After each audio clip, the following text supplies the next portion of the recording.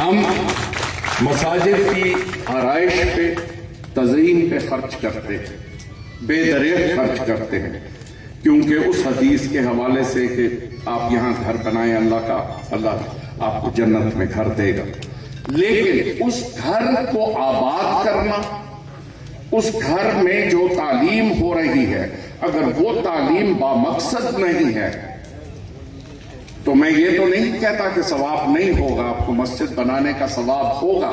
لیکن جو ثواب آپ صرف تعلیم سے حاصل کر سکتے ہیں وہ ثواب آپ کو کسی اور طریقے سے نہیں مل سکتا۔ تو میری گزارش ہوگی اور انشاءاللہ تعالیٰ اس میں جو خدمت مجھ سے ہو سکی میں حاضر ہوں، دن رات جس وقت بھی آپ حکم فرمائیں، کہ ہمیں اس راستے پہ چلنا ہوگا کہ یہ بچے جو یہاں سے نکلے یہ سراپا اخلاق ہوں، سراپا اخلاص ہوں، اور یہ ایسے شہری ہوں۔ علی گڑھ میں تو ایک بلڈنگ تھی نا، آج تک مثال دی جاتی ہے کہ میرا دادا علی گڑھ میں پڑھا تھا، تو کیوں بلڈنگ کی تو تعریف نہیں کر رہا ہوتا، وہ جو تربیت ہوئی علی گڑھ میں، وہ جو نسل پیدا ہوئی علی گڑھ سے،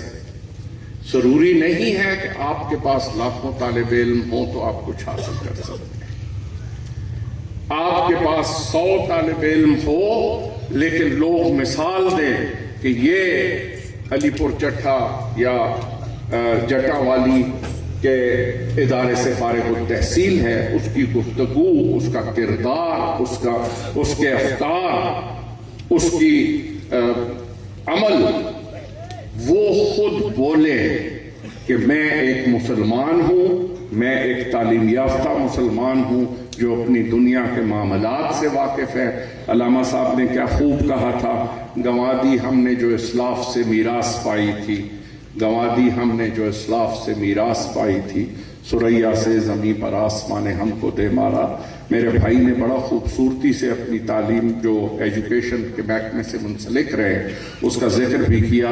اس میں انہوں نے ایک جگہ یہ بات بھی کی اور میں اس بات کی 100% تائید کرتا ہوں کہ جب تک کردار نہیں ہے، جب تک آپ میں لوگوں کا درد نہیں ہے، عوام کا درد نہیں ہے، عام انسان کا درد نہیں ہے، تو آپ حقیقی طور پہ مسلمان ہو نہیں سکتے۔ جب پہلی مرتبہ وحی آئی اور تاجدار کائنات صلی اللہ علیہ وسلم گھر تشریف لائے اور پریشان تھے، تو جو بات حضرت خدیجۃ الکبریٰ نے کی اس میں دین کی کوئی بات نہیں تھی۔ انہوں نے کہا کہ آپ بیواؤں کا خیال نہیں کرتے، کیا آپ یتیموں کا سہارا نہیں بنتے؟ تو اس وقت تو دین کا کوئی کانسیپٹ ہی نہیں تھا۔ تو تاجدار کائنات صلی اللہ علیہ وسلم کی پرسنالٹی کو اسٹیبلش کرنے کے لیے اللہ رب العزت نے ان کو پہلے صادق اور امین کے القاب سے عام کیا، انسانیت میں، اس علاقے میں، بلکہ دنیا عرب میں۔ اس لیے ہمیں درود پاک پڑھتے ہوئے ہمیشہ تاجدار کائنات محمد مصطفیٰ صلی اللہ علیہ وسلم کی ذات اقدس کے بارے میں سوچنا چاہیے، ان کے کیریکٹر کے بارے میں، کہ پتھر پڑ رہے ہیں اور جبریل امین حاضر ہوتے ہیں اور کہتے ہیں کہ کیا اس بستی کو پلٹتے ہیں؟ تو انہوں نے کہا کہ شاید اس بستی میں وہ لوگ پیدا ہو جائیں جو اللہ کا نام لیں، اور میں دنیا میں رحمت بن کے آیا ہوں، میں کسی کے لیے بد دعا نہیں کر سکتا۔ تو جو چاند کو 2 ٹکڑے کر سکتا ہے، کیا وہ اپنے دشمن کو نیست و نابود نہیں کر سکتا؟ لیکن اللہ دکھانا چاہتا تھا کہ ان کی بشریت کے اندر جو دنیا کے معاملات ہیں اس میں امپاسبل چیزیں نہیں دکھانا چاہتا تھا، لہذا غزوات ہوئی، غزوات میں مشکلات پیش آئیں، رسول مقبول صلی اللہ علیہ وسلم کو تکلیفات دیں،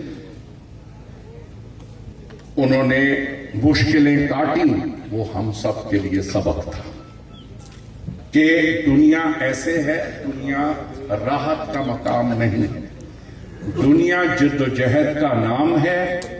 آپ نے اپنی اگلی دنیا کو آباد کرنا ہے. جو درخت آپ آج لگا رہے ہیں یعنی اس زندگی کا درخت, اس کا ثمر آپ کو اگلی دنیا میں ملے گا. میں اپنے بھائیوں کو مبارکباد دیتا ہوں کہ اللہ رب العزت نے دو طریقے سے مبارکباد. ایک ان کا یہ عمل ان کے لیے کار خیر ہے,